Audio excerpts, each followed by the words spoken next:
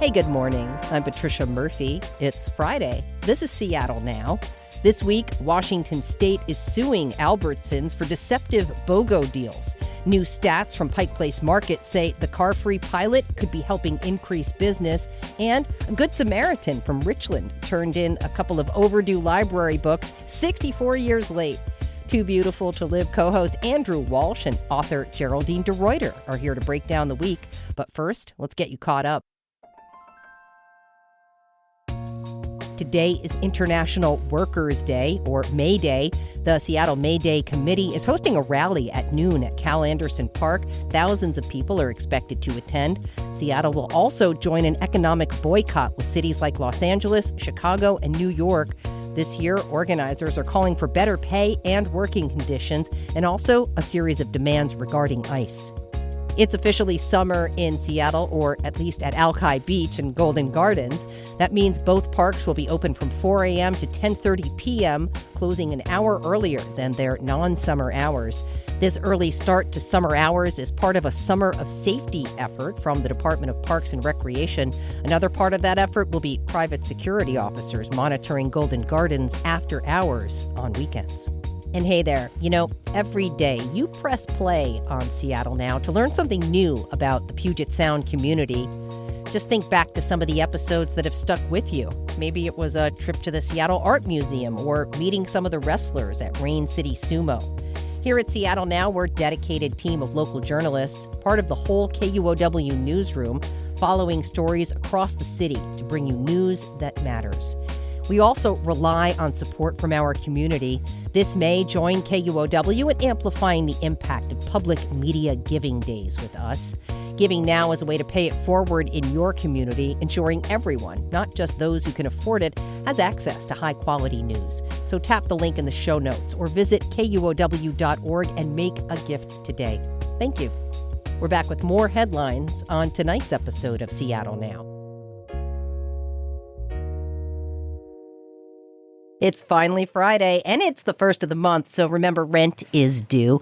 Andrew Walsh is here. He's the co-host of the Too Beautiful to Live podcast and recently became a new puppy owner. Andrew, how you doing? Great. I'm very tired. Thank you for having me. Geraldine DeRuiter is here, too. She's the everywhereist and author and blogger. Geraldine, always good to see you. It's lovely to be here. Okay, you two. Before we dive in, a family of 14 decided to do some shopping in Ballard this week. This family was practically a flock. A mother and her 13 ducklings walked right in the front door of Spire Candle Company, which an employee captured on video, then, of course, posted on social media. The post shows the ducklings being led through the back door into an alley. You two, this mama duck seemed to know what she was doing. I mean, even leading her babies down some stairs at one point.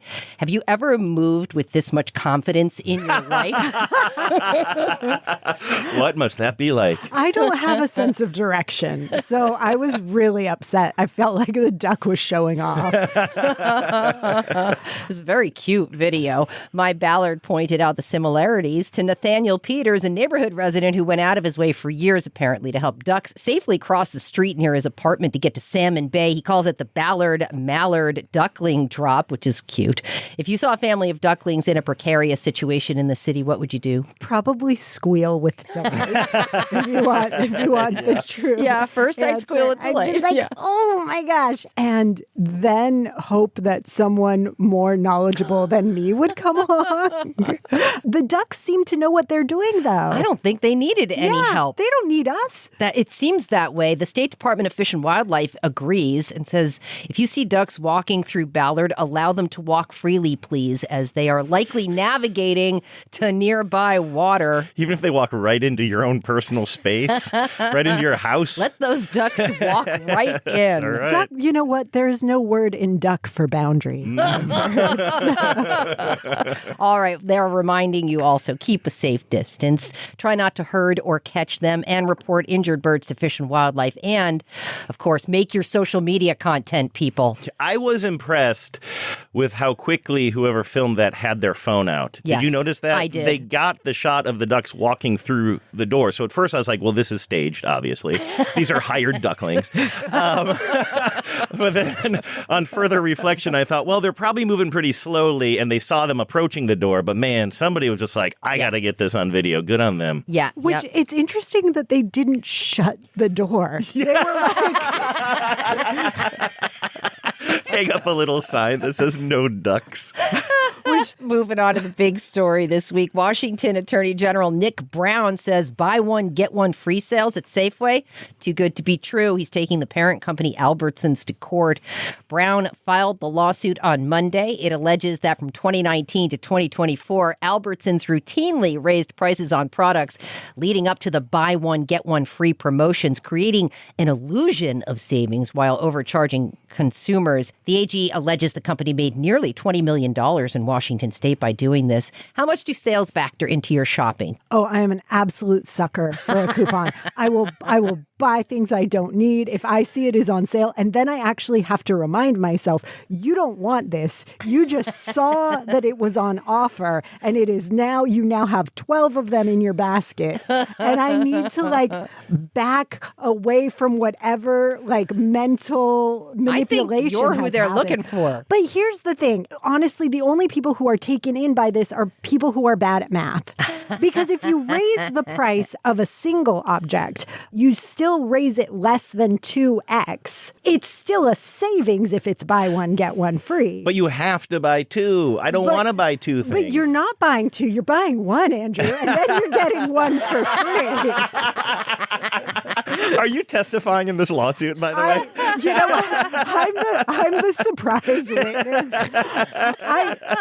Please don't make me defend a major conglomerate. But I will say, if it is free, I am psyched, and I will do anything to get the free thing, even if I don't want the free thing. But if they've jacked the price before they've done that, it's not free anymore. But it's not. It's not 2x. So just no, I know it is a savings if you take them both. But okay, so here's my deal. Nothing is more valuable to me, and I've said this many times before this story came up, nothing is more valuable to me than my storage space. And so therefore, I am not somebody who goes, for example, to Costco because I hate having too much stuff. I agree. I'd rather pay a little bit more, but then know that I can get something easily out of my cupboards. I'll pay more money if I can just get one of something. And when you apply this to something like watermelons, which is one of the examples in this story, I'm in the market for a watermelon. And then somebody says, oh, okay, we jacked up the price, but now you get two of them. It's like, what am I going to do with two watermelons? No, that's great. Because if you're going to buy one watermelon and somebody's like, would you like two? It's like, yes. But what are you doing with it? Are you going to eat that much watermelon? Evidently, yeah. And the way I think of it and what I prefer, and I will say, I do prefer 2 for X price, right? I do prefer that. And I hate when they say you must buy two. Oh, I hate that too. I hate that. That one really bugs me a lot. And sometimes they make you buy 4. Yeah, sometimes 6. That's ridiculous. It's lunacy. What can you eat 6 of? Grapes? But I will say, I am, for whatever, I'm like, if I'm going to buy one watermelon and somebody's like, do you want 3? I'm like, yeah. Do I? I will. Do I? Because it's such an ephemeral food. Watermelon is good for like a month. And so not one watermelon is good for a month, but the season is short, people. So you feel like it's worth it. You've got to eat watermelon when it's in season. So you just got to get sick of it. And that's why we're going to give you 4 of them. The Seattle Times reports that Albertsons pushed back on this. The company says the AG needs to check their conclusions here. They say the lawsuit's based on flawed analysis and data errors. Further, the company says they identified and raised these issues in conversations with the AG's office. AG Nick Brown says he's following the lead of other states here that have received customer complaints about similar practices. Albertsons paid out more than $100 million to a similar class action lawsuit in Oregon in 2023. Do you even price watch? Unfortunately, no. And that's where I'm really the victim of this, although I'm a victim of my own design, because until recently, I really did not look at prices at a grocery store. I'm like, I need this thing or I don't. I'm going to buy it or I'm not. And you know what turned me was sumo oranges. You know those are oranges so expensive. and they're so good, right? They're so What They're do they the cost? oranges. I don't buy oranges. Right now, I was in the grocery store yesterday, and they're still at $4.99 a pound. Yikes. And pound. one of them is about a pound. It's about a pound. And one day I put a bunch of those, or maybe I put like 4 of them or something in my cart. It said that there was some sort of digital savings if I had the app. And I was like, it'll all work out when I get to the front of the line. Like, whatever. I'm sure that they'll just take it off anyway. I don't know why I thought that. I came home. My girlfriend the next day, I saw her making fresh squeezed orange juice with one of those things. It was like a horror $30 film. worth of oranges. Yes. I have this happen with grapes all the time. I'll put my grapes on the scale and they'll be like $15. Yeah. Like, I love grapes, Yeah, me too. but they're outrageous. And consider this alleged example from the lawsuit. In 2020, an Albertson store in Gig Harbor raised the price of olive oil from $6.99 to $10.99 just before a BOGO promotion. But it's not 2X. Then back to $6.99 soon after. Other examples, like you said, mini watermelon, stuffed olives, hoagie rolls, Italian bread. Also, can we talk about BOGO-off? I know you have a problem with the marketing of this, Andrew. That's right. I just don't think it should be BOGO. I think it should be BOGOff. If you buy one and get one, that is simply buying something. I bought one and I got one. If you buy one and then you get one free, that's how we grew up saying it. It's BOGOff. Let's start a campaign. It just rolls off the tongue, really. All right, moving on to our next topic. From Safeway to Pike Place, new data suggests that limiting car traffic at Pike Place Market may be leading to increased sales and foot traffic. The Urbanist reports sales at retail stores within the market rose 9%. Restaurants seeing a 10% boost between May and September last year. There's also been an uptick in people who live within 30 miles of the market visiting. So it is more than tourists we're talking about here. How did you feel about cars in the market? I'm still mad when we opened up Pine Street to traffic, which, for those of you playing along at home, happened in like 1995. So Pine Street used to be closed for the better part of the early 90s to street traffic. In the downtown area? In the downtown area. Wow. It was dope. Wow. Yeah, you could walk through it. And so it never made sense to me why there were cars. Like, it seems like a completely pedestrian area. There's people crossing the street, whatever. And then there is a car inching through. It's and the it never ridiculous made scene. sense. Yeah. It's like the scene in Argo or something like that. It's just like, why do you want to drive your car through that massive humanity? It's like a slow car, slow tourists walking around like everybody owns the joint. To be fair, I've always blamed Google Maps because Google Maps Puts people there. Yeah, because Puts people I've been with Uber drivers and I'm like, no, oh no. What have you noticed that's different at Pike Place since they made the change last year? I have been down there, and here's what I do notice. It is so much quieter. Like, seriously, I know that the tourists and pedestrians didn't mind the cars. Like, they just walked around them. But it's a totally different vibe without cars. And some do still get through, like delivery trucks and ADA placard vehicles can drive in. But it's a totally different vibe. It feels like what the market should be. It feels like it has that summer vibe kind of all year round. And so if the numbers are saying that business is actually up, what's the argument against? So Pike Place and its historical commission have been reluctant to make this change permanent, partially because some of the vendors are saying they've lost longtime customers as a result of this, who were car customers. This is something that is a pilot to be determined, has been extended once already. It was initially set up last year, but it's extended to Labor Day through the World Cup.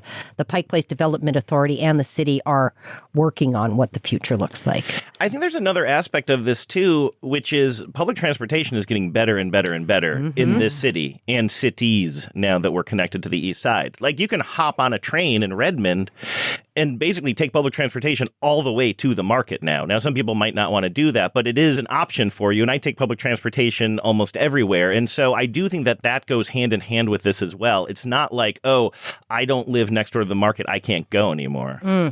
Well, would you be surprised if they went back to the old way at this point? So here's the thing. I understand the Market Association's hesitancy to make it permanent just because I've tangentially worked with that organization before. And I realized like it's what, 120-year-old organization. You don't want to put anything in stone. So I do think they are going to continue to renew it, though. That's how I see the perma-pilot. Are we talking about a perma-pilot? That's what I see happening, just because there's that hesitancy, because if something happens in the future, how are they going to undo it? But I can imagine them just continually doing this. But also, there are still parking spaces. And so very close. People in the market, so I don't know if I should reveal this, but I have their permission. A friend of mine recently got a parking pass to park in the market from one of the vendors in the market. So if you are a regular customer, if you go to the market a lot, they can hook you up. I've never heard of it happening to anyone. And granted, my friend is very attractive and Ex-friend now, sis. Ex-friend now. But apparently there are ways, and there is, by the way, parking lots very close to the market. I have secret space that I won't reveal. I do too. Oh, maybe we'll chat afterwards about our secrets. I'm not revealing I bet we have the same one. We might. Well, this is pretty serious because a representative from Friends of the Market said in their newsletter this month, some businesses are actually questioning the viability of staying at Pike Place, especially the legacy grocery sellers who may take a sales hit, they say, if people aren't driving to doing their shopping there. Geraldine is not buying this. It's important to point out, yes, there is parking at the market. It is not totally car-free either. It's just a lot quieter. Do you see Pike Place as a grocery shopping utility, or is it a specialty place?